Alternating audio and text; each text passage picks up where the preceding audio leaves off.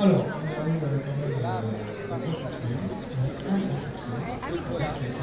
Thierry Carbonnière, bonjour. Bonjour.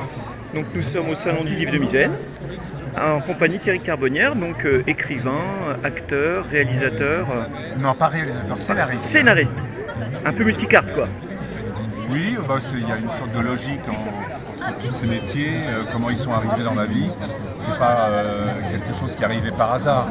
C'est d'abord acteur, et puis à un moment donné la nécessité d'écrire sur mon métier pour essayer de partager ce que je vivais et passer par l'écriture.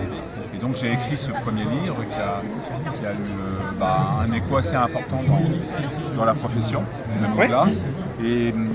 Et quand j'ai écrit ce livre-là, quand il a été publié, j'ai reçu près de 300 lettres me remerciant d'avoir écrit ce livre.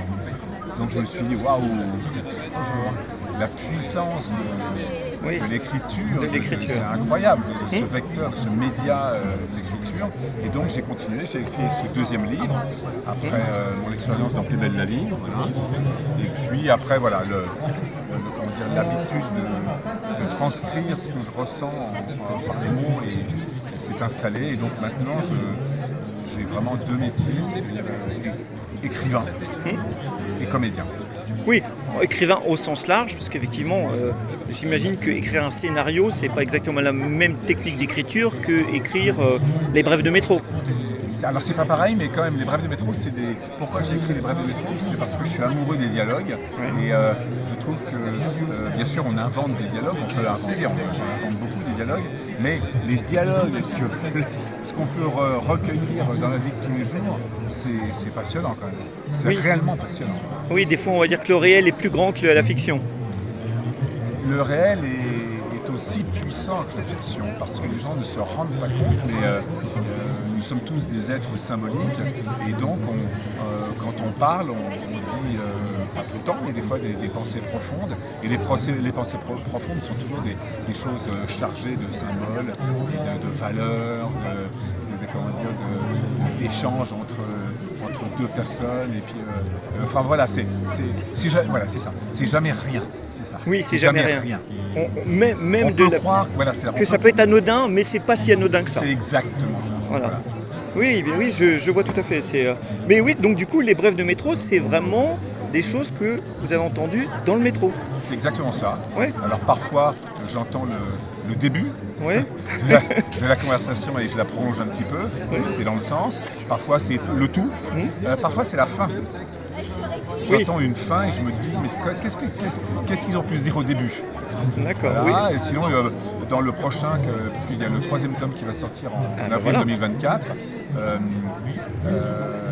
beaucoup de coups de téléphone. D'accord, des coups de téléphone. Ah bah oui, les gens téléphonent et alors ce qui est drôle, c'est d'imaginer ce que dit l'autre au bout du fil. Donc, voilà, ah oui, des téléphones, des gens qui parlent au téléphone dans le métro. Ah bah oui, oui, ok, beaucoup, d'accord, je comprends. Très fort, des fois. Oui, souvent. Hélas, des fois. Enfin, hélas, pour mon plus grand bonheur. Oui, là, l'occurrence, oui, mais quand on n'écrit pas des brèves de métro, des fois c'est un peu plus lourd. Et alors, donc aussi, scénariste de films. Oui, c'est donc ça, c'est ce film-là qui a obtenu un triomphe.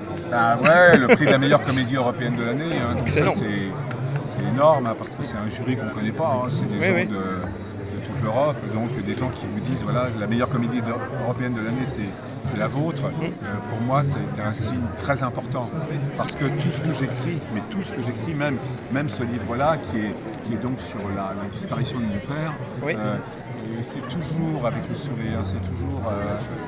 j'ai cette particularité je crois, de voir l'émotion et la drôlerie de chacun d'entre nous, quoi. Je trouve qu'on est émouvant, je trouve que les gens sont émouvants et les gens sont drôles. Voilà. Oui, mais même quand ils sont chiants, cons et emmerdeurs, moi ils ont tendance à me faire rire. Voilà. Mais ça, faut avoir peut-être un œil un peu acéré pour voir ça. C'est-à-dire que peut-être avoir un petit peu un côté décalé qui permet de faire le pas de côté pour voir la drôlerie. Alors un œil acéré, mais un œil amoureux. Oui, bien sûr. Ah bah oui, il faut de la bienveillance, sinon. Voilà. Voilà. Moi, je crois que ça a commencé dans ma famille. Dans ma famille, il y avait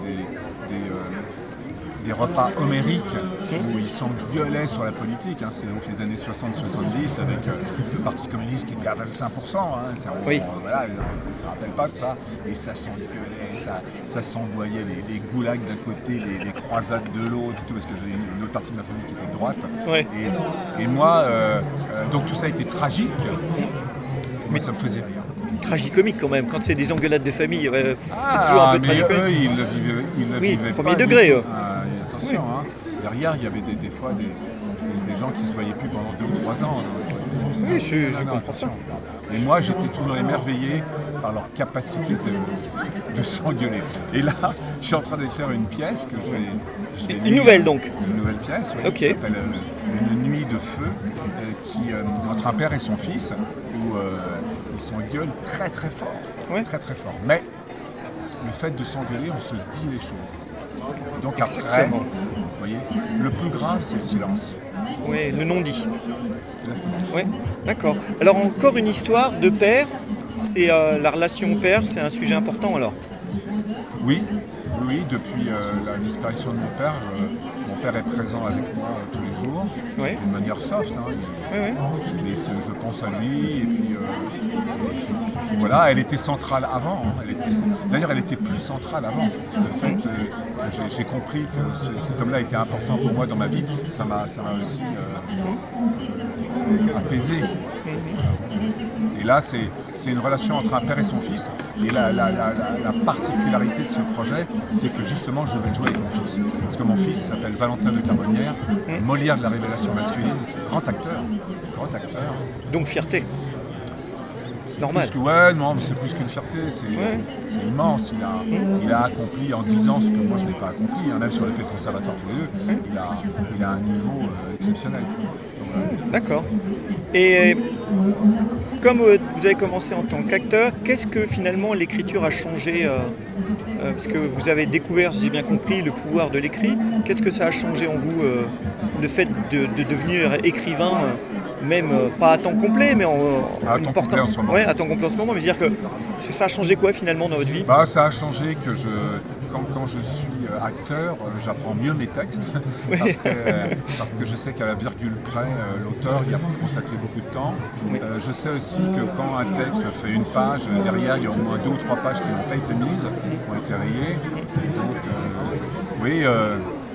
Donc, comprendre la symbolique et ce qu'il y a aussi derrière le texte, le non-dit qu'il y a derrière le texte écrit. Non mais c'est vrai, c'est le non-dit qu'il y a. Parce que moi, derrière ce que je suis en train d'écrire, d'ailleurs là vous voyez, je vais faire un gros plan, je suis en train d'écrire. Il y a beaucoup de ratures, je reviens, je remets, je recorrige. Petit à petit, j'arrive au texte final. Donc j'ai compris qu'écrire, c'est... Avant, je croyais qu'écrire, on écrivait, puis c'était bon. Ouais, tout bon du premier coup. Voilà. Et donc, écriture à la main alors, ou écriture directement?